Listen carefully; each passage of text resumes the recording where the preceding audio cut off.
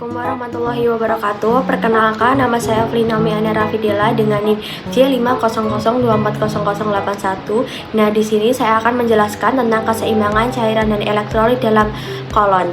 Nah, teman-teman masih ingat kan jalur pencernaan atau sistema digestif kita terdiri dari apa aja?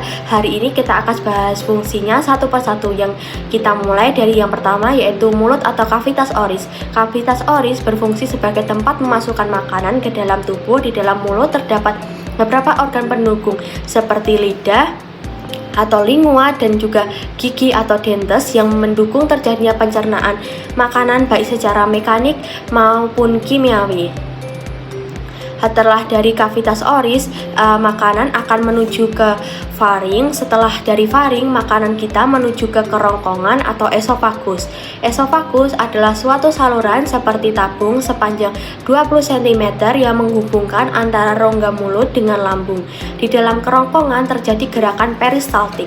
Gerakan peristaltik yaitu gerakan meremas-remas yang dilakukan oleh dinding kerongkongan untuk membuat makanan terdorong masuk ke dalam lambung. Tujuan selanjutnya yaitu gaster. Gaster adalah bagian organ pencernaan manusia yang paling elastis. Nah, lambung berbentuk seperti kantong dan terletak di dalam rongga perut sebelah kiri atas. Di dalam lambung, makanan mengalami pencernaan secara mekanik dan juga kimiawi. Pencernaan mekanik dilakukan oleh dinding atau otot lambung untuk meremas dan juga mengaduk makanan. Pencernaan kimiawi dilakukan oleh getah lambung yang dihasilkan oleh kelenjar getah lambung. Kelenjar getah lambung mengandung enzim pepsin, renin, dan juga asam klorida. Enzim pepsin berfungsi untuk memecah protein menjadi pepton. Enzim renin berfungsi untuk mengendapkan protein susu menjadi kasein. Asam klorida atau HCl berfungsi untuk mengasamkan makanan dan juga membunuh kuman yang masuk bersama makanan. Yang kelima, makanan dicerna di usus halus atau intestinum tenue, merupakan usus khusus terpanjang dalam saluran pencernaan. Karena panjangnya mencapai 6 hingga 7 meter di dalam usus halus, terdapat cairan khusus yang membantu penyempurnaan makanan. Oh iya, intestinum tenue terdiri dari 3 bagian. Yang pertama ada usus 12 jari atau yang disebut juga duodenum, memiliki panjang kira-kira 25 cm.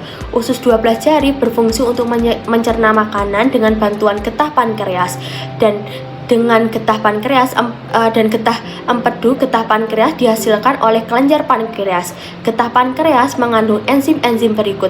Enzim amilasa berfungsi mengubah zat tepung atau amilo menjadi zat gula atau glukosa. Enzim tripsin berfungsi mengubah pepton menjadi asam amino. Enzim lipase berfungsi mengubah lemak menjadi asam lemak dan gliserol. Kalau getah empedu dihasilkan oleh hati dan disimpan dalam kantong empedu. Getah empedu untuk mencerna lemak selanjutnya. Yang kedua ada usus kosong atau yeyunum, terletak di antara usus 12 jari dan usus penyerapan. Usus kosong memiliki panjang sekitar 2,5 meter dan berfungsi untuk mencerna makanan dari usus 12 jari. Terakhir adalah usus penyerapan atau ileum, yang merupakan tempat penyerapan sari-sari makanan. Di seluruh permukaan dindingnya terdapat ujung-ujung pembuluh darah yang menyerap sari-sari makanan.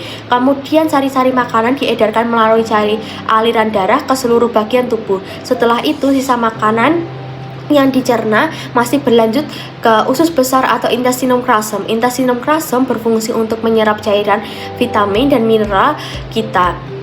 Sisa makanannya telah diserap oleh usus halus. Pada usus besar terdapat bakteri yang berguna untuk tubuh bernama E. coli yang berfungsi untuk membantu proses pembusukan sisa makanan. Proses pembusukan sisa makanan akan menghasilkan kotoran atau feses yang kemudian dikeluarkan melalui anus. Nah, di usus besar terdapat beberapa bagian. Ada kolon ascendens. Kolon ascendens berfungsi untuk menyeram sisa air dan juga nutrisi penting lainnya dari bahan yang tidak dapat dicerna, memadatkan hingga membentuk tinja. Yang kedua ada kolon descendens. Kolon descendens berfungsi untuk menyimpan tinja yang pada akhirnya akan dibuang ke rektum. Ketiga ada kolon transversum. Kolon transversum itu berfungsi untuk menyerap air dan juga nutrisi, memecah sisa makanan dan membentuk tinja. Yang terakhir ada kolon sigmoid, berkontraksi untuk meningkatkan tekanan di dalam kolon yang menyebabkan tinja bergerak ke dalam rektum. Setelah itu menuju rektum. Rektum adalah ujung muara dari usus besar yang berfungsi sebagai tempat penyimpanan feses. Sementara ketika rektum terisi penuh dengan feses, maka syaraf akan mengirimkan respon kontak yang menimbulkan merasa ingin buang air besar.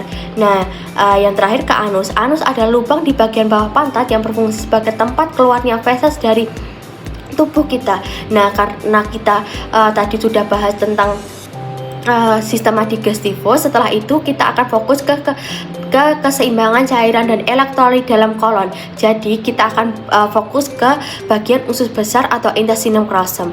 Nah, yang pertama kita akan bahas tentang bagaimana sih cara perpindahan molekul di kolon itu.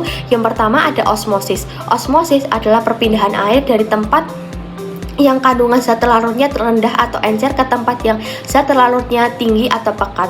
Contohnya di kolon, saat natrium diserap di usus ke dalam tubuh, otomatis air juga akan ikut bergerak mengikuti natrium.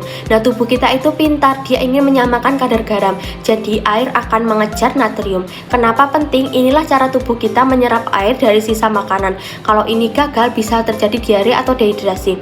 Yang kedua ada difusi atau Difusi adalah perpindahan molekul dari tempat yang jumlahnya lebih banyak ke tempat yang lebih sedikit, terjadi tanpa energi. Contoh di kolonnya, gas seperti karbon dioksida atau ion kecil bisa pindah dari usus ke dalam sel karena konsentrasinya lebih tinggi di usus. Fungsinya ini membantu tubuh menyerap zat-zat kecil yang tidak memerlukan tenaga tambahan. Yang keempat ada transport aktif. Ini adalah cara memindahkan zat melawan arah alami, misalnya dari tempat yang kadarnya ke rendah ke yang tinggi, jadi butuh energi atau ATP. Contohnya di kolon, pompa natrium bekerja dengan cara pompa ATP bekerja dengan cara memompa natrium keluar dari sel dan kalium masuk, tapi karena natrium dipompa keluar, tubuh bisa menyerap natrium dari usus ke dalam sel. Efek selanjutnya, setelah natrium diserap, air juga ikut diserap lewat osmosis. Jadi ini adalah sistem kerjasama. Nah, setelah itu step by stepnya.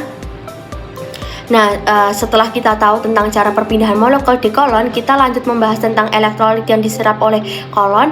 Nah, step by stepnya kita harus tahu dulu tuh elektrolit itu apa. Elektrolit adalah zat-zat yang larut dalam air dan punya muatan listrik. Contohnya ada natrium, kalium, klorida, dan juga bikarbonat. Zat-zat ini sangat penting untuk jantung berdetak normal, otot bergerak, dan juga mengatur kadar air tubuh. Dari mana sih asal elektrolit itu? Nah, kita dapat elektrolit itu dari makanan juga minuman. Nah, makanan dan juga minuman setelah dikunyah dan dicerna, makanan masuk ke usus halus. Sebagian besar elektrolit diserap di sana, tapi sisa elektrolit yang belum diserap akan lanjut ke kolon untuk penyerapan akhir. Nah, sekarang gimana sih elektrolit diserap oleh kolon? Yang pertama ada natrium. Natrium itu akan diserap oleh tubuh. Nah, natrium masuk dari dalam kolon ke dalam usus besar. Efeknya kalau natrium masuk ke tubuh, air akan ikut masuk juga.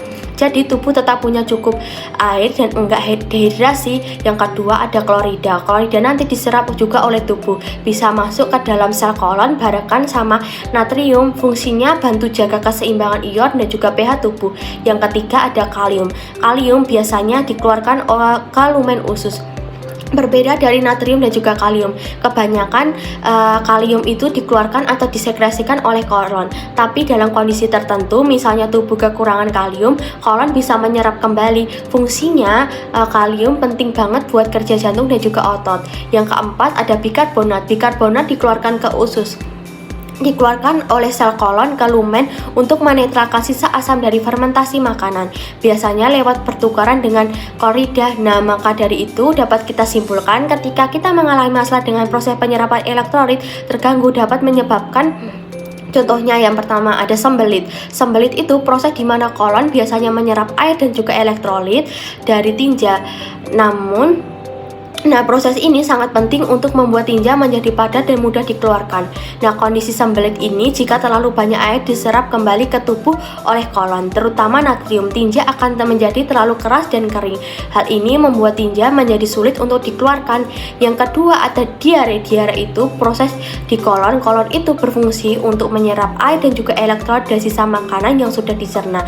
Jika kolon berfungsi normal, tinja akan padat dan air yang ada di dalamnya akan diserap dengan baik.